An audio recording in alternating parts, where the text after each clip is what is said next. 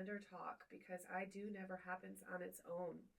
I'm Alexandra with Philomena's Catering Company, and after years of working behind the scenes of weddings, I've seen firsthand that every celebration is a result of countless details, decisions, and people working together long before the couple ever walks down the aisle. This podcast is a space for real conversations with the wedding professionals who make it all happen. Planners, photographers, florists, DJs, caterers, venues, and more. We're sharing honest insight, behind the scenes stories, and practical advice to help couples plan with confidence and help vendors feel seen and understood. Whether you're planning a wedding or working in the industry, you're in the right place. So let's step behind the I do and get into today's conversation. Geneva and Haley, welcome to Behind the I Do. Hi. We're excited to be here. Yay. Today I'm so excited to be joined by Geneva and Haley of Party Perfection Weddings. If you've ever been part of a wedding that felt organized, calm, and somehow effortless, chances are there was a planner behind it making everything happen, and that's exactly what these two do. Geneva and Haley are the kind of planners who are in the details, in the timelines, and in the moments you never even realized could have gone sideways. They are there to guide couples, support vendors, and make sure the day unfolds exactly the way it's meant to. So before we dive into wedding planning and all the behind-the-scenes insight, I'd love for you to both introduce yourselves, tell us who you are, how Party Perfection event planning came to be, and your roles on a daily basis. Yeah. Start with you, G. Been in hospitality for since ever. First job, working in restaurants, and that kind of parlayed into working for a catering company out in Arizona. Oh. And I did a lot of the behind the scenes stuff. So it was ordering the dry goods, scheduling the labor, all the stuff that you have to do before you ever even cook the first dish. Yeah, absolutely. And life happened. Had to move back to North Carolina. Tried to find that same job, and I couldn't. The caterers were like, "You want to be a banquet captain?" And I was like, No, kind of something different. So I just started a planning company, and a few years later I met Haley. And So awesome. I'm Haley. I have been with Geneva probably for 10 years. We've been working together. Next year will be 11. So I was always behind the scenes. In college, I was stage manager for all of the theater productions. So just being behind the scenes and active in that role of making sure there's tea in the goblets and this and that, and just decorating everything and outfits and this and that. So finally met Geneva at a bridal show. Actually working for a vendor, and then the rest is history. Got into wedding planning, and awesome. I love that. Having worked together several times, you can really feel how intentional you are about communication, organization, and supporting the entire team, not just the couples. I think that's very huge. So let's dig a little deeper into Party Perfection and the way you approach wedding planning. How would you describe your planning style or vibe? We definitely hear that we're calm. So even if inside we're freaking out a little bit, our exterior is very calm, organized, calm and confident. For sure. We're not bringing any of the extra craziness or stress. Yeah, definitely very intentional too. I would say planning from start to finish is just intentional. Making sure we're hearing the client and hearing their voice and what they have to say. Yeah, absolutely. Listening to the client, and I've worked with planners before that they don't really necessarily take the client into that they are the most important. And so you definitely have to kind of really get their feedback to make their day. What types of couples do you work with the most? Oh gosh. All kinds. All kinds. Mostly couples who are going to prioritize each other on their wedding day. They are wanting that experience to be calm, stress-free. They can focus on each other and not someone knocking on the door 15 times asking, "Where do you want the cake?" Or "How many do you want here?" And it's just they want somebody else to handle all of that minutia so they can focus on each other. Yeah, absolutely. How do you two balance working together and dividing roles on wedding day? Well, most times we're each at our own separate weddings. Yeah. So we're probably tackling a lot of the same things, just at two different venues or even two different states. Yeah. So, I mean, again, from start to just finish. bouncing off each other, and then, you know, depending on the wedding or, It depends on the wedding, We always have an assistant with us or two. So just making sure everybody knows their role, and then we can be just fully present for the clients.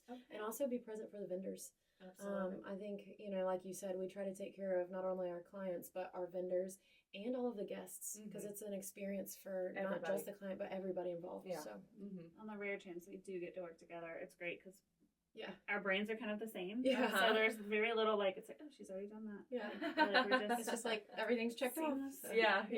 Okay, that's cool. I like that. When should we're actually going to get into segment 2 of questions. This is like the wedding planning questions, and for couples. When should couples realistically hire a planner? Yesterday. I like that. Way before anything. Yes. Now, I would say I prefer if they have their venue and their date. It's very helpful when they do have that. If you don't, that's okay too. But preferably, go ahead and have your venue and your date. Know how many guests you're planning on inviting, and that's kind of step 1 for me. The sooner the better. I mean, and even when couples are thinking they don't need a full planner, and they're like, well, we just want wedding day management, or our venue says we have to have that, and they think they can shop for that 3 to 6 months out, but our calendar is full a year ahead, and so it's I can relate to that. You need to book them as soon as possible, and we do help with venue selection. So a lot of times with clients, they might overcommit in certain areas of their budget and not realize. Like booking a venue that might be way over their budget, and then they don't have the funds for other things that are necessary. Yes. Yeah. What are the first 3 things couples should focus on after getting engaged? I guess you guys can bounce off each other. I would say reviewing budget with client and family, whomever you need to review budget with, like have that uncomfy conversation with your people. Like do it. And then the kind of wedding you want to have. Like a lot of times couples will one will want something super intimate and small. The other one is thinking we want this big, party. And so they need to kind of decide on their priorities for that. Yes. Like, you know, what's the goal of the day? Do you want to have 50 people, or do you want to have 300 right. people? Guest count. Right. Yeah. Guest count. Is your venue big enough for this? Right. And having conversations with both sides of the family about that, because how many times they say, well, we're really going to have 100 people, and then they consult with the different moms and parents, and it's doubled, and it's like, yeah, definitely. I would say then, I guess, 100% budget would be number 1 to kind of figure out between your families. Usually the bride's family is in charge, but with the wedding day type of things, but the groom's parents too, if the parents are involved even. Right. Yeah. Sometimes it's just the 2 of them. It's definitely trending towards more parents might help some. Or they're picking up individual pieces of the wedding, but it's not the days of, hey, mom has set this budget and it's like, we'll pay for the catering. The end. And then it's like, okay, so then the couples. They're like, okay, we've got music done. We've, they'll kind of tackle each. Like different parts of the wedding. Yes. All right. So I kind of, this bounces off full service planning versus month of coordination. How do couples know which one they need? A lot of the times I would say the couple doesn't know what they need. I mean, we get into a consult with them. That's the first thing we do. We get on a phone call with them, and we're like, hey, where are you at? What have you done? What haven't you done? What do you want? What do you not want? And then also, how time consuming is your job? I asked them that question, and they're like, oh, some of them I work from home, and some of them I'm a nurse. I don't sleep a lot, and when I do, I am sleeping, and then so it's just all those different factors go into play. So we kind of tell them and guide them into what we think is best for them and how we can be best beneficial to them. And if they're local to the area, if they have a lot of, they have a mom, if they have people who are like, oh, we can't wait to help plan, versus they're in Washington State. And they have really high demanding jobs, and they're like, we're only going to be able to visit twice before the wedding, and you're like, well, we're going to have to get a lot done those times. So Well, we just had a wedding, a couple last week that planned their wedding in 2 months. Yeah, 2 months. It was, there it was. Yeah, we did it. There's a lot to be said, though, for, you know, it's a tight window, so they've got to make decisions super fast, and there's not, 6 months to consider. Well, typically, like for me, even usually it's about 10-month window, if not more, for me for weddings. For other different events, it's not that we can do something in a week. But yeah, for sure, like you definitely want to have your ducks in a row for how many months you have and all that. So, all right, moving on. Where do couples most often underestimate time or budget? I'll let you lead with that one. Well, time is always the getting ready part. Because when we kind of talk about starting your day the right way, do you want it to be hectic and chaotic, and we're trying to get everybody crammed in a super tight time window? So they kind of underestimate how long it takes to move 10 people here, there, and everywhere. And then I guess cost. It's probably always flowers and decor. Yeah. That's always the shocker. And they don't, the rentals that they love. It's I think that even people think, oh, let's we'll do the faux florals, and it's just as expensive. Yeah, it can be. It really depends on their vision, and so that's where we can help guide them in a way of like, hey, that is not as realistic, or that's realistic. Let's have focal points. Every moment doesn't have to be grand. Have those big focal points that can be grand, and then you get the look that you still want. So yeah, I love that. What planning detail do couples stress over that actually doesn't matter as much? I would say, what guests remember, what do you remember from going to a wedding? Think about, what do you remember? Oh, food. Yeah. Food. You remember food. Yeah. And if I danced. Yep. Yeah. You remember the DJ. Great. If you danced. Yeah. And you remember how you felt. Yeah. If someone made you feel important, so, some of the other stuff can kind of be not as important, how your cake table is decorated. Of course, it's beautiful and fun, and, most people don't remember how the cake looked. They know if they... Or even the cake for that matter. Yeah, they know they might not even eat it. They might not even eat the dessert cake. But they know, it tasted good. Yeah. But they don't remember what it looked like. Yeah. And I would say also the thing that people just don't really need usually is any sort of favor. Yeah. I mean, unless it's super... I think a koozie is fine. Yeah. I think it's fun. It's useful. It's useful for putting your beer in there. Yes. And then, it has a purpose. Yep. But they just go in a drawer afterwards. Right. Most favors are just, that's good. But your planners keep them. We do.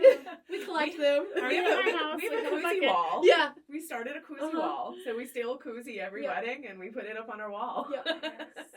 I was like, I could make a blanket out of all these koozies. Yeah. Just I'm like, how can I get creative? I love it. But favors that do double duty as entertainment and a favor, like the watercolor artist or photo booth. These are things that are experiences. Dual purpose. Yeah. Versus the tin of candies or it's okay. Yeah. All right. How far in advance should couples start booking vendors? So I think we kind of touched on that a little bit, but there's different time frames for different vendors. Yeah. Different vendors some can do multiple weddings in a day and some can't, right? A photographer can't be in the same place in 2 days. Your cake vendor can maybe do 3 weddings in a day. So it truly depends on, what is most important to them. Yeah. Sure. If photography is number one for you, then you need to book your photographer a year out. I mean, maybe even sooner. Absolutely. That's And there's not really a downside to securing the vendor you want as soon as you want them, because if you wait, you might be left with who's left, not who you want. Yeah. Absolutely. And I would say florists in May. You need to, if you're having a May wedding, you need to have everything. Well, in peak months, like April, May, early June, September, October. That's exactly for us yeah. too. And Well, Same. because you see prom and you see Mother's Day and so it's just Easter. All these different things. Know what's going on around your wedding date. Yeah, absolutely. All right. now we're going to go into vendor relationships and, working together. What makes a vendor team work really well together? Reading the timeline and knowing communication, knowing your role and what time your role begins. Well, communication, respect, and then trust. Like super heavy on the trust. It's great when I can just trust that a vendor is going to just show up, do what they need to do. They're taking care of the client. And like I said, default vendors taking care of each other because we're like a team. And so it's like just trusting, like, we look at that roster and we're like, oh yeah, this is amazing when it is. They all know what they're doing. I trust. I don't have to check up on so and so to see if if they're on their way or did they set up. It's like us, we can tell you, hey, we're behind 15 minutes. I still know the food's gonna be hot. I still know you're like, okay, got it. Like the communication there and just trusting that you know what you're doing, we know what we're doing. Like, and everybody just working together. I love it. What do you wish couples understood about trusting their vendor team? That this is not our first wedding. I mean, it's not our first event. It's not our first time hearing about, something that might be new to them, but we've done it. And so tell us your vision and tell us what you want, but just trust that we can execute it. Yeah, the whole vendor team, that's why it's good to, if you as a couple are planning for a wedding, and you have a planner that's kind of walking you through the process, and they have those preferred vendors, trust them that these are going to be the people for you. Yes. Yeah. From a planner's perspective, what makes a wedding day run smoothly behind the scenes? Preparation. Yeah. For everybody to be prepared and have, thought about it. And not just, oh, I have that wet, but like really thinking through, the what ifs, the weather, the traffic, and that's where planners, we're like, being proactive. Yeah. Again, we've done this before, so there's things that like, okay, we know, this weekend particularly is going to be a crazy busy weekend for Christmas parades. Right. And we're going to reroute all our vendors around the Christmas parade so they don't get dropped. Awesome. And just doing research and recon and don't just expect to show up and everything. Like, plan. We had a wedding in Conway, right in the smack dab of Halloween, and it was. We knew that we had to get there early and to avoid all that traffic. By the time we were getting out of there, it was hectic. Hectic. Were they having the skeleton race? It was just people everywhere. Yeah, people we were there that weekend. Vans. We were there that weekend too. People all around the vans. Yes. All right, wedding reality. What's a moment where you've had to save the day without anyone knowing? I knew this question would come. There's so many. There are. I would say, for some of our DIY brides that we get, your candle holders, the vases don't fit over your candle holders. So here we go. Yeah. We're going to go get our backup and make it happen so you can have your vision. Hurricane prep. That's a fun one here in the Carolinas for sure. In October, we had 4 out of 5 weddings that one weekend. We all had to flip to rain plans. Yeah. My particular wedding was completely outdoor under a tent. And even before bad weather was on the radar, I had already just had a hunch and called a local ballroom. And I'm like, hey, if we have to have a rain backup plan, what does that look like? And had a tentative hold that. So when we did, the client's like, I don't know if it's going to work. I'm like, we just moved everything. Yep. I mean, of course, she knew about that, but it is going to work, and we're going to figure it out.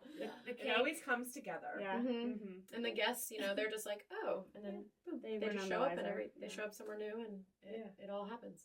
Yeah. Like it never did. Like nothing ever happened. Like the replacement cake, like it was in a car accident. Like the person bringing it from like 3 hours away, and we called a vendor that we know and love, and we're like, hey, we need a cake. What can you do? And she's like, I got a 2-tier. I don't know what flavor. I was like, it doesn't matter what flavor. Yeah, bring it to us. Oh my God. And the bride's cutting it. And she was like, what flavor cake did we get? And I was like, so funny story about that. Yeah. And then laughed about it, but she was like, I'm so glad nobody told me that cake was smashed in the back of a car. Yeah. But you have to kind of, just try to hide the craziness from the bride and groom. And, you don't want them to stress about anything. Right. So. We kicked father of the bride out one time. And the bride had no idea until the next day. I'm like, I'm so glad you didn't miss him. That was an interesting. Ooh, interesting. So, there was a wedding that happened like a month or so ago. It was not my wedding, but apparently the groom got a DUI the day of, and the officer let him get through the wedding, and they waited outside for the wedding to be over and took him to jail. Oh my gosh, that's so bad. That's so bad. Not funny, but funny. Yeah. Wow, that one's fun. Yeah, fun one. So I guess the officer saved the day in a sense. Right, yeah. I don't know if that bride was too happy. But yeah. All right. What's something that almost always goes off plan, and why that's okay? I would say definitely timeline by 10 minutes, 15 minutes, some days no, when you have that perfect vendor flow, sometimes everything does go really on time. But yeah, I would say 10 to 15 minutes. And it could be, we're swapping toast and cake because the sunset or the lighting, different things like that. We just kind of play with. Yeah. And I always stress to clients that the timeline is not hard and fast. It is an order of events. The only two things that happen on time, that have to happen on time, are your ceremony and food. We try to make those happen, and then everything else flexes. Yeah. My thing that I wrote down for that question was family photos, because we're always missing someone. Yeah, it's hurting cats a little bit. We're finding Uncle Larry. Yeah, and we helping has having a list helps. Yeah. Shot list 100%. But I'm just like, when we overestimate time, and sometimes photographers will look and be like, oh, it doesn't take that long to do that. I'm like, let's just pad it. Yep. Let's just put a little extra time. A little extra timing. There you go. There you go. All right, advice and trends. What wedding trends are you loving right now? Ooh. I'm loving all the eclectic, monochromatic tones and just styling. I think, it used to be everything is going to be the same. All your centerpieces are the same and all this. And now it's like brides are getting really creative, and us as planners get to be really creative with playing with different colors and things. And let's add this and, mixed metals and different things. So I think that's fun. Yeah, love that. Yeah. I like that they're making everything, not everything, but they're definitely carving out time on the day for them to have private moments, private vows, private dinners. Yeah. And it is a public declaration, and it is a big party, but they are saying we are taking this time for ourselves. When I bring my clients in for a tasting, I do go over that. Like, you're more than welcome to take 10, 15, 20 minutes to have a little dinner to yourselves. It's a nice moment for them. Yeah. Even if it wasn't, dinner, the vows and everything like that. It's always nice for couples to take that time to spend with each other on that day, because it's a hectic day. It really is. And it flies by, and I hear brides at the end of every night, and they're like, wow, it's over. And we try to tell them, we try to prepare and you can't even tell them, and it's like, no, prepare. it's like this, and then this, and then this, and then if it's not something in the timeline that's coming up that they have to do, it's people coming up to them and talking, and so it's like, okay, breathe. Yeah. So private dinner is one of my favorite. Is one of my favorite things for a couple. Me too. I love it. Is there a trend you're ready to see fade out? I'll have to plead the fifth on this, because there's a lot of them coming up. Yeah, there's a few. Probably not just any particular trend, but when they trend stack and they try to do all the things without let's do all the social media trends, right? All the TikToks. Yeah, and calm down. And honestly, food that's displayed for longer than it should be, or we don't see it as much anymore, but when the donut wall thing was I was like, oh gosh, they're just sitting there and getting hard, and no one's gonna eat those. So which you can appreciate, you know. You're like, well, but there's a way to do it, you know. Yeah, but that's kind of goes hand in hand with like a charcuterie. I mean, you know, we have that out, we put it out, and that's why I say there's no need for this grand Venetian charcuterie grazing table, because what's going to happen is it's going to sit there and then I'm not going to box that up for you. It's been sitting out for hours. It's trash now. Yeah. So you want to do a smaller, kind of more intricate type of display, and then everybody will eat it, and then there's no leftovers. Right. And this goes in the garbage. Yes. And you're saving money. Yeah. But sometimes Pinterest photos don't translate to real life functionality. It needs to make sense. It does. Yeah, it does. It really does. All right. What's one piece of advice you'd give to every engaged couple listening? Hire a planner. Even if it's month of coordination, if it's partial, you know, just have someone on your side that's not a family member or a friend. Yeah. And someone that does this regularly. Right. Like you, yes. Yeah.